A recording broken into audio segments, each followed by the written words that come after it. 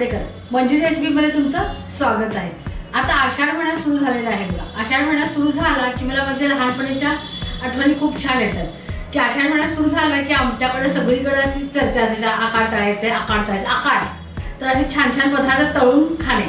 पावसाळा नुकताच सुरू झालेला असते, आपण जसं पाऊस पडला की भजी खातो वगैरे, किंवा आता ह्या दिवसात पेरण्या झालेल्या असतात, सगळी शांत निवांत घरात असतात, पाऊस पडत असतो, बाहेर कुठे जास्त जाता येत नसतं, त्यामुळे असे वेगवेगळे पदार्थ करून तळून खायची पद्धत आहे। जर सोलापुरात माझ्या माहेरी काय करायची माहिती आहे का, की कापण्या म्हणजे गुळ आणि गव्हाच्या पिठाच्या कापण्या, त्यात सगळी पिठं मिक्स करून त्यात मिरची लसूण वगैरे घालून त्याची धपाटे तळलेले, त्यासोबत छान अशी मटकीची उसळ, मसाले भात, असं सगळं करायचं, भरपूर करायचं हे सगळं, आणि प्रत्येकाच्या घरात थोडं थोडं जायचं केलेलं, म्हणजे ती लोक पण त्यांच्याकडे आकार तळला की ते आमच्याकडे द्यायचे आणि आम्ही पण आमच्याकडचं केलेलं त्यांना द्यायचो। असं हे सगळं असा मस्त खूप मोठा प्रोग्राम असायचा। किंवा नवीन कोण पाहुणे असेल तर त्यांना आकार त्यांच्या घरी तो नेऊन द्यायचा, जावयाला नवीन आकार द्यायचा। अशा खूप छान पद्धती आहेत की ह्या निमित्ताने सगळ्यांच्या चवी बघायला मिळायच्या आणि मस्त असं पावसाळा की आकार महिना आम्ही मस्त असा साजरा करायचो। आणि कोल्हापुरात मात्र नॉनव्हेज करून आकार महिना साजरा करतात। तर आपण आता सोलापूर पद्धतीने करूया। आज आपण करायचे पहिल्यांदा कापण्या, तर त्यासाठी आपण काय काय करायचं आहे ते बघूया। आता कापण्या करण्यासाठी मी 1 कप गूळ घेतलेला आहे। गूळ हा व्यवस्थित चिरून घेतलेला आहे। त्याच्यात मी घालते साधारण अर्धा कप पाणी घालते, किंवा गूळ बुडून वर येईल एवढं तुम्ही पाणी घातलं तरी चालेल। हे फक्त आपल्याला विरघळून घ्यायचं आहे, गरम करायचं किंवा त्याचा पाक वगैरे करायचा नाही आहे।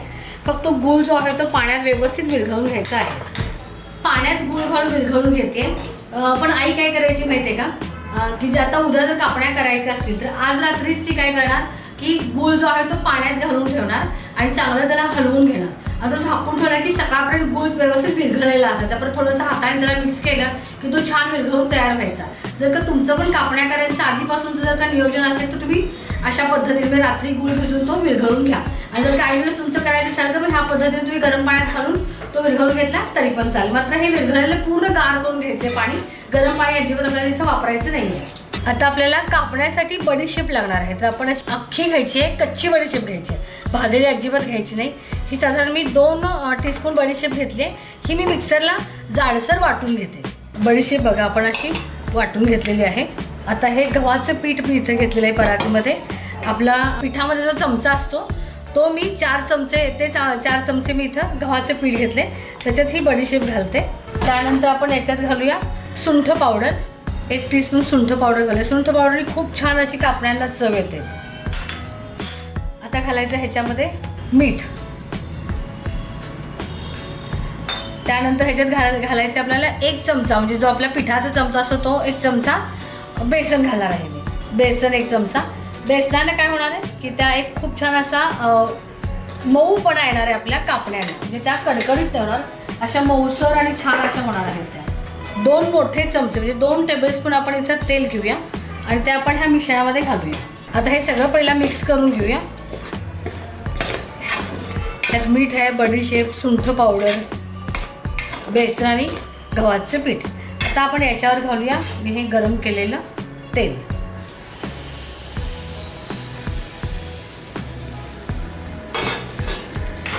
आता हे पण पहिला चमच्याने मिक्स करायचं, खूप त्याला हे नाही करायचं, हात लगेच घालायचा नाही कारण तेल गरम आहे चांगलं। बघा मी तर तेल घातले तरी ती बडीशेपचा इतका छान वास यायला लागलाय आणि असं लगेच वाटायला लागले की आपण आषाढ तळायला लागलो। तो एक आषाढ तळ्यातला एक छान वास यायचा सगळीकडे कायम, कापण्याचा असा गोडूस वास, बडीशेपचा वास, इतकं छान मस्त वाटतं हे, लगेच अशी वातावरण निर्मित होते। आता हे हाताने करून घेऊया आपण। आता ह्या मिश्रणात आपण 1 पाव टीस्पून हळद पण घालूया। हळदीचा रंग ती गुळ आणि हे खूप छान येतं। आता इथं आपण जो गुळ घेतला होता तो चांगला पाण्यात विरघळलेला आहे, मस्त पाण्यात विरघळला आहे गुळ आपला। आता हे सगळं आपण ह्यात घालूया, जसं जसं लागेल तसं बघून व्यवस्थित घालायचं, एकदम पण घालायचं नाही। आणखी एक सांगते ह्याच्यातली महत्त्वाची टीप, केव्हा पण आपण गुळाच्या पदार्थाचं एखादं जर का मळत असतो असं गव्हाच्या पिठासोबत, तर ते थोडंसं लूज ठेवायचं पीठ, म्हणजे आपण चपातीचं पीठ मळतो ना तसं, किंवा त्याच्यापेक्षा थोडंसं लूज ठेवायचं। कारण काय होते की गव्हाचं पीठ आणि गूळ ह्या दोन्ही मध्येच एक क्रिया होते आणि त्याच्यातून काय होतं की पीठ खूप कडक हे होतं, म्हणजे अगदी कडक होतं पीठ, म्हणजे खूप घट्ट होतं आणि मग आपल्याला नंतर लाटताना त्याचा खूप त्रास होतो. त्यासाठी हे केव्हा पण गव्हाचं पीठ आणि गूळ जर असेल तर ज्या ठिकाणी एकत्र असेल तेव्हा ते थोडंसं लूज ठेवायचं.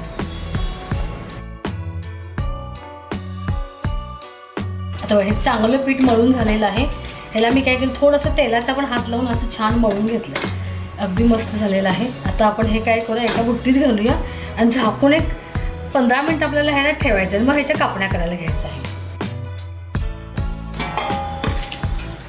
हे झाकूया आणि सतत एक 15-20 मिनिट आपण हे ठेवून देऊया. आता आपलं पीठ पण भिजलेलं आहे चांगलं. 20 मिनिटं होऊन गेलं आपण भिजवून. आता आपण इथं तेलही तापायला ठेवलेलं. आता हे तेल तापते, आपण इकडे कापण्या करायला घेऊया. लगेच आपल्याला ते तळता येतील. आता एक मोठा गोळा घेऊया आपण.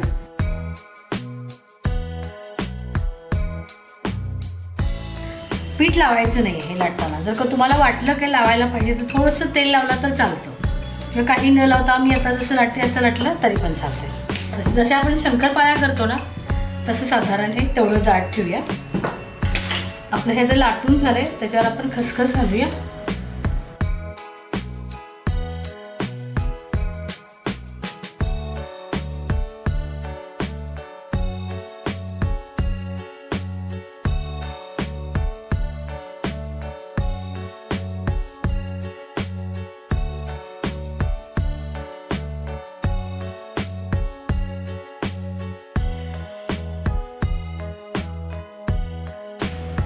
किती मस्त झाले बघा ह्या कापण्या. आता मस्त त्याला परफेक्ट आकार आलेला आहे.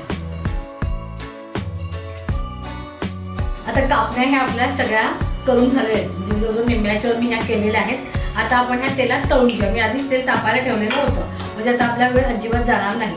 आता आपण ह्या तेलात सोडूया.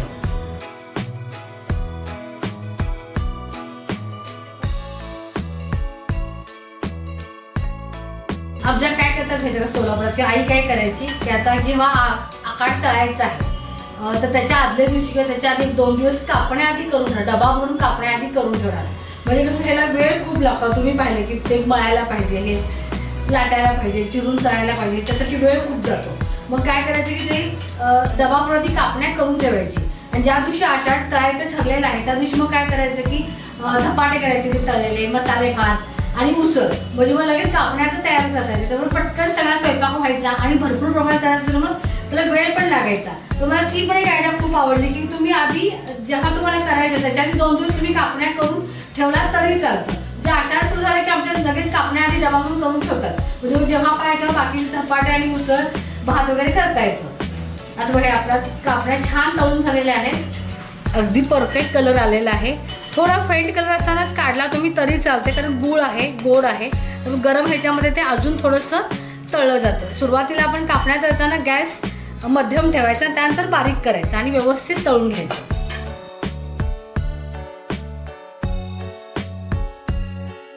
आपल्या कापण्या तयार झालेल्या आहेत. अशा तळ्यातला एक पदार्थ आपला तयार झाला आहे. तर ह्या कापण्या तुम्ही करून बघा. तुम्हाला त्या आवडल्या का, जमल्या का, हे सगळं मला तुम्ही कमेंट्स बॉक्समध्ये सांगा. आपल्या व्हिडिओला लाईक करा आणि शेअर करा. मंजूज रेसिपी चॅनल सबस्क्राईब करा. मंजूज रेसिपी चॅनल सबस्क्राईब करा आणि बेल आयकॉन क्लिक करा, म्हणजे काय होईल की पुढचा माझा कुठला व्हिडिओ आहे तुम्हाला लगेचच कळेल.